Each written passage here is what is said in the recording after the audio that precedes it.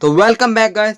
आज की इस वीडियो में हम स्टडी करने वाले हैं क्लास 10th का जो चैप्टर नंबर 7 है पॉलिटिकल साइंस, या जिसको आप सिविक्स कहते हैं, उसका चैप्टर नंबर 7 जिसका नाम है आउटकम्स ऑफ डेमोक्रेसी। तो अगर आपको ये नोट्स चाहिए जिसमें 100% कवर्ड है चैप्टर में से, जो उसमें स्टडी मटेरियल दे रखा था, तो लिंक आपको डिस्क्रिप्शन में मिल जाएगा। वहाँ से आप फ्री ऑफ कॉस्ट इसको डाउनलोड कर सकते हैं। अगर आपको बाकी के जो चैप्टर हैं जो टर्म 2 में आने हैं उनका लिंक चाहिए, वो भी डिस्क्रिप्शन में मिल जाएगा, जाके डाउनलोड कर सकते हैं। और अगर आपको सिविक्स की जो पिछली वीडियो थी जिसमें मैंने पॉलिटिकल पार्टी चैप्टर समझाया था, उसके बाद जो आपके जियोग्राफी और हिस्ट्री के जो चैप्टर्स आने थे उनका लिंक भी आपको डिस्क्रिप्शन में मिल जाएगा, प्लेलिस्ट का। क्लास 10 हिस्ट्री जाकर आप चेकआउट कर सकते हैं और उनको स्टडी कर सकते हैं। तो चलिए अब आगे स्टडी करते हैं इस चैप्टर को। उस पर सबसे पहले आ जाता है एडवांटेजेस ऑफ डेमोक्रेसी। डेमोक्रेसी के एडवांटेजेस क्या हैं? डेमोक्रेसी जो है बाकी जो अदर फॉर्म्स ऑफ गवर्नमेंट है उनसे अच्छी है। ऐसा क्यों? वो इसलिए क्योंकि ये जो लोगों के बीच में इक्वालिटी है उसको प्रमोट करती है, लोगों की डिग्निटी को जो है उसको एनहेंस करती है, और डिसीजन मेकिंग की जो क्वालिटी होती है उसको इम्प्रूव करती है, और जो कॉन्फ्लिक्ट होते हैं उनको रिसोल्व करने का जो बीच में मतभेद हो जाते हैं उनको रिसोल्व करने की जो है मेथड प्रोवाइड करती है, और इन लोगों को जो है मिस्टेक करेक्ट करने का, अपनी कोई गलती है उसको सही करने का मौका भी प्रदान करती है। उसके बाद है लिमिटेशंस ऑफ डेमोक्रेटिक गवर्नमेंट। जो डेमोक्रेटिक गवर्नमेंट है ये मेजॉरिटीज़ और पब्लिक ओपिनियन के बारे में हमेशा वरी करती है, उसके बारे में सोचती रहती है और अपने डिसीजन को डिले करती रहती है, तो उसकी लिमिटेशंस हैं। उसके बाद है ट्रांसपेरेंसी। ये जो है इसका मतलब होता है कि अगर एक पर्सन जो गवर्नमेंट की डिसीजन है, जो वो जानना चाहे कि गवर्नमेंट ने जो डिसीजन लिया है वो करेक्ट प्रोसेस से लिया है या नहीं, तो वो उसको चेकआउट कर सकता है। उसके पास राइट है इसको एग्जामाइन करने का, यानी इसका मतलब है उस प्रोसेस का एग्जामाइन करने का जो प्रोसेस है डिसीजन मेकिंग का। ठीक है, तो इसी को हम ट्रांसपेरेंसी कहते हैं।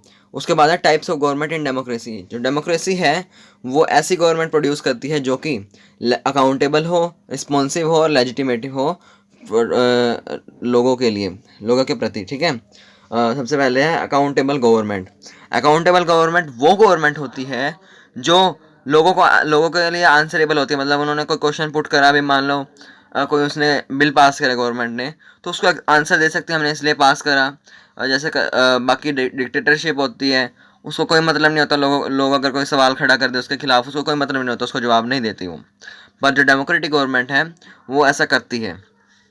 ठीक है, और अपने जो एक्शंस हैं उनको जस्टिफाई करती है और लोगों को आंसरेबल होती है, और या फिर पार्लियामेंट को। ठीक है, और जो है जो डेमोक्रेसी में लोग अपने जो रिप्रेजेंटेटिव होते हैं उनको इलेक्ट करते हैं, जो कि गवर्नमेंट बनाते हैं। अगर वो अपनी मतलब वो लोगों की जो है विशेज़ हैं, लोगों ने जो की नीड्स हैं उनके अकॉर्डिंग काम नहीं करते, तो लोगों के पास हक है उनको चेंज करने का। ठीक है, उसके बाद है रिस्पॉन्सिव गवर्नमेंट। जो डेमोक्रेटिक गवर्नमेंट होती है वो रिस्पॉन्सिव गवर्नमेंट बनाती है। और रिस्पॉन्सिव गवर्नमेंट क्या होती है? जो कि लोगों के नीड्स, जो ज़रूरतें हैं, उनके एस्पिरेशंस हैं, जो उनकी डिमांड्स हैं, उनको फुलफ़िल करती है, उन पर रिस्पॉन्स देती है, वो होती है रिस्पॉन्सिव गवर्नमेंट। वो जो गवर्नमेंट है वो डिसीजन लेती है और पॉलिसीज़ बनाती है जो कि लोगों के द्वारा एक्सेप्टेबल हों, लोग जिन्हें स्वीकार कर लें, और इसके अंदर जो नेसेसरी होता है और जो पॉसिबल होता है, लोग डिसीजन मेकिंग में भी पार्टिसिपेट कर सकते हैं। उसके बाद है लेजिटिमेट गवर्नमेंट। लेजिटिमेट गवर्नमेंट एक ऐसी गवर्नमेंट है जो कि एक सेट ऑफ रूल्स के अंदर काम करती है, जो कॉन्स्टिट्यूशन के द्वारा उसको प्रोवाइड कराए जाते हैं, और लोग जो हैं उस डिसीजन को, उसने जो डिसीजन लिया है उसको मतलब जान सकते हैं कि इस डिसीजन को सही तरीके से लिया गया है या नहीं, और इसी को हम ट्रांसपेरेंसी कहते हैं। ठीक है, तो ये होगा कि क्या क्या किस किस टाइप की गवर्नमेंट जो है डेमोक्रेटिक गवर्नमेंट बनाती है। उसके बाद है ऐसे ऐसे इश्यूज जिनके ऊपर जो डेमोक्रेसी है वो फेल हो चुकी है, मतलब जिनको पूरा करने में डेमोक्रेसी फेल हो चुकी है, हार चुकी है। तो सबसे पहला है करप्शन। जो डेमोक्रेसी में जितनी भी democracy all over the world, उनका रिकॉर्ड कोई अच्छा नहीं है कि करप्शन के बारे में, वो करप्शन को ख़त्म करने में या रिड्यूस करने में फेल हो चुकी हैं। ठीक है, उसके बाद है republic peoples need and demands. जो डेमोक्रेटिक गवर्नमेंट है उसको होना तो चाहिए लोगों के नीड्स और डिमांड्स के प्रति, पर ऐसा अनफॉर्चुनेटली है कि वो इतने इम्प्रेसिव नहीं है उनका रिकॉर्ड, मतलब वो लोगों की बातों को इग्नोर भी करते हैं, कई जगह पे ऐसा होता है। उसके बाद है economic growth and development. Democracy बाकी फॉर्म से जो है बाकी गवर्नमेंट की फॉर्म से अच्छी है, तो लोग एक बंदा उससे एक्सपेक्ट क्या कर सकते हैं कि इससे democratic growth sorry economic growth होएगी, डेवलपमेंट होएगी, पर जो है डेमोक्रेसी इसमें फेल हो चुकी है। उसके बाद है रिडक्शन ऑफ इनइक्वालिटी। एक डेमोक्रेसी जो है वो गवर्नमेंट होती है जिससे लोग एक्सपेक्ट कर सकते हैं कि वो इकोनॉमिक डिस्पैरिटीज़ जो होती हैं, लोगों के बीच में कोई काफ़ी ज़्यादा अमीर हो गया, कोई थोड़ा मतलब कोई काफ़ी गरीब हो गया, किसी के पास रहने को घर नहीं है, किसी के पास मान लो कई कई हज़ारों गज प्लॉट है, उसके पास प्रॉपर्टी बहुत ज़्यादा है, इनकम उसके बहुत ज़्यादा। जैसे अब एक हमारा गरीब किसान हो गया, एक हमारा अंबानी हो गया, तो काफ़ी ज़्यादा इकोनॉमिक डिस्पैरिटी है जिसमें ज़मीन आसमान का अंतर है। तो ये ज़्यादातर डेमोक्रेसी इस इशू को पर फेल नहीं हो गए, इस पर खड़े नहीं उतर पाए। उसके बाद है रिडक्शन ऑफ पॉवर्टी, और पॉवर्टी को कम करने में भी जो है डेमोक्रेटिक गवर्नमेंट का जो है रिकॉर्ड है वो इतना अच्छा नहीं रहा। बांग्लादेश में आधे से ज़्यादा पॉपुलेशन वहाँ की पॉवर्टी मतलब गरीब है। उसके बाद आ जाता है economic equalities in democracy. Democracy में किस किस तरीके से इकोनॉमिक इक्वालिटी है। तो ज़्यादातर डेमोक्रेसी में कुछ जो है small number of ultra rich जैसे हमारे यहाँ अंबानी, ठीक है, तो ऐसे लोग जो यहाँ पे काफ़ी ज़्यादा वेल्थ का शेयर जो है डिस्प्रोपोर्शनेट हो जाता है।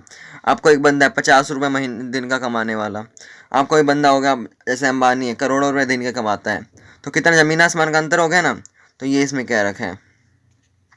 उसके बाद है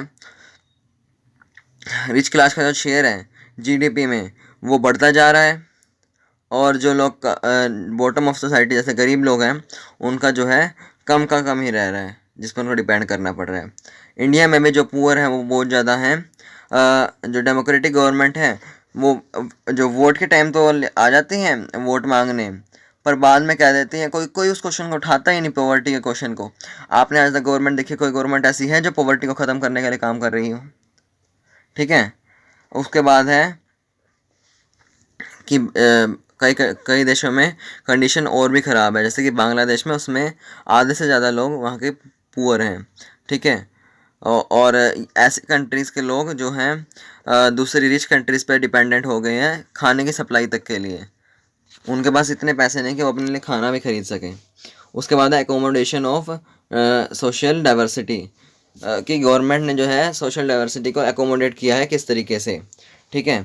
ये जानना जो है नेसेसरी है कि डेमोक्रेसी एक ऐसा रूल नहीं है जो कि मेजॉरिटी ओपिनियन के द्वारा हो, ठीक है। मेजॉरिटी को जो है always need to work with minority so that government function to represent in general view. Majority को माइनॉरिटी के साथ भी मिलकर काम करना चाहिए ताकि गवर्नमेंट जो है रिप्रेजेंट कर सके एक जनरल व्यू में, एक मिले जुले व्यू में, ठीक है। और मेजॉरिटी और माइनॉरिटी ओपिनियन जो है परमानेंट नहीं है। ये भी नेसेसरी है कि जो रूल ऑफ मेजॉरिटी है वो एक रूल बाय मेजॉरिटी ओपिनियन है, वो एक rule of by majority community ना बन जाए। मतलब अब कोई इशू आ गया, ठीक है। अब जैसे पीछे जो जो किसानों का बिल आया था एक, ठीक है तो उसमें क्या कह रखा था, कुछ लोग काफ़ी लोग उसके खिलाफ थे, काफ़ी लोग उसके साथ थे, ठीक है, कुछ लोग उसके साथ भी थे। तो उसमें क्या कह रखा था अभी, अब ये तो हो गया मेजोरिटी ओपिनियन, लोगों का ओपिनियन है किसी इशू पे। अब कोई इशू आ जाए, मान लो, अब मैं एग्जांपल के थ्रू बात कर रहा हूँ, भी एक हिंदू है, वो कहने लग जाए यहाँ पे मुसलमान नहीं रह सकते, तो मेजोरिटी कम्युनिटी के द्वारा रूल हो गया ना, है ना। तो ये बात है। तो rule by majority means that in case of every decision, कि हर डिसीजन के केस में, हर इलेक्शन के केस में कोई भी बंदा ग्रुप बना के मेजोरिटी बन सकता है। डेमोक्रेसी तब तक रहती है जब तक हर एक पर्सन के पास एक चांस हो कभी भी किसी एक पॉइंट पे मेजोरिटी का पार्ट बनने का, ठीक है, तब तक जो है डेमोक्रेसी रहती है। अगर किसी को मेजोरिटी का पार्ट बनने का से रोक लगा दी उस पर, तो उसके बेसिक बर्थ पे या उसके कास्ट पे, जेंडर पे, उसके अकॉर्डिंग, तो डेमोक्रेसी वहीं ख़त्म हो जाती है। और उसके बाद है dignity and freedom of citizens, जो लोगों की फ्रीडम है, डिग्निटी है, उसके लिए जो है गवर्नमेंट जो क्या डेमोक्रेसी है वो किस लिए सुपीरियर है। Democracy stands much superior than to any other form of government in promoting dignity and freedom of an individual, because ये जो है लोगों के अंदर इक्वालिटी का प्रिंसिपल इसने एस्टेब्लिश करा, जिसकी वजह से वुमेंस के लिए आसान हो गया है कि अगर उनको कई बार पहले क्या होता था कि ज़्यादातर जो सोसाइटीज़ थी वो मेल डोमिनेटेड थी, मतलब वहाँ पे औरतों को घर से बाहर नहीं निकलने दिया जाता था और जो है जो मेल होते थे वो उन पे हुक्म चलाते थे। पर आज वो स्ट्रगल इसके खिलाफ कर सकती हैं क्योंकि उनको इक्वालिटी का जो है प्रिंसिपल जो है रिकॉग्नाइज हो गया उनके लिए, तो उनके लिए आसान हो गया है। उसके बाद है democracy in India had strengthen the claims and disadvantages of, मतलब इन्होंने कह रखा है कि जो डिस्क्रिमिनेटेड कास्ट्स हैं उनके लिए भी जो है डेमोक्रेसी ने कई क्लेम्स तैयार करे हैं, जैसे उनको रिजर्व सीट्स प्रोवाइड कर दी गई, उनके लिए कई चीज़ें मतलब उन्होंने करी हैं, ठीक है, ताकि उनको इक्वल स्टेटस मिले, इक्वल अपॉर्चुनिटी मिले।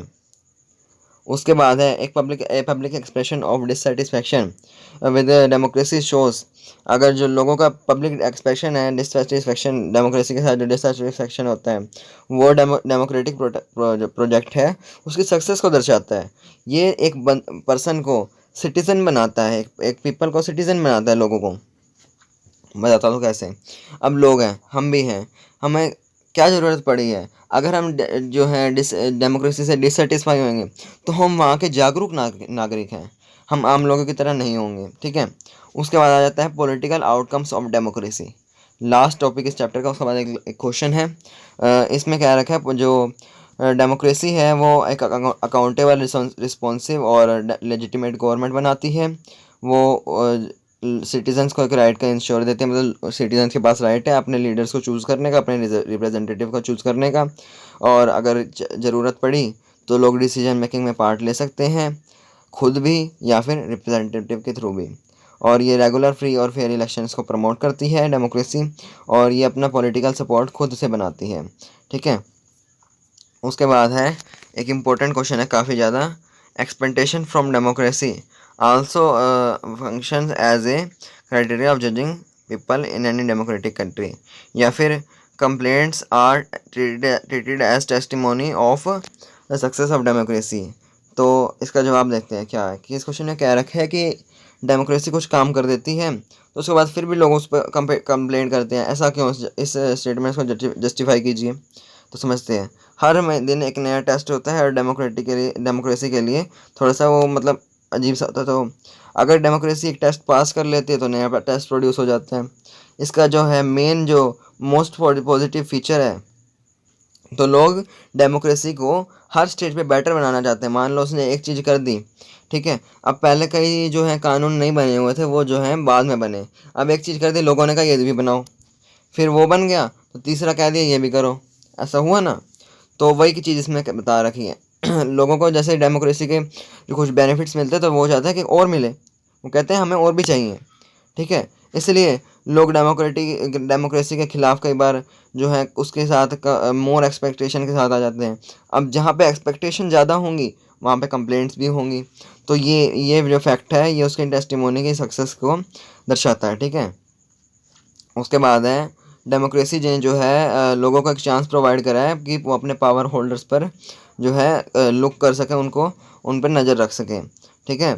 एक public expression of dissatisfaction with democracy shows the success of democratic project, ये भी मैंने आपको बताया कि जो पब्लिक एक्सप्रेशन है डिससेटिस्फेक्शन का, ये उसकी सक्सेस को दर्शाता है, लोगों का स्टेटस को सिटीज़न बनाता है लोगों को, ठीक है।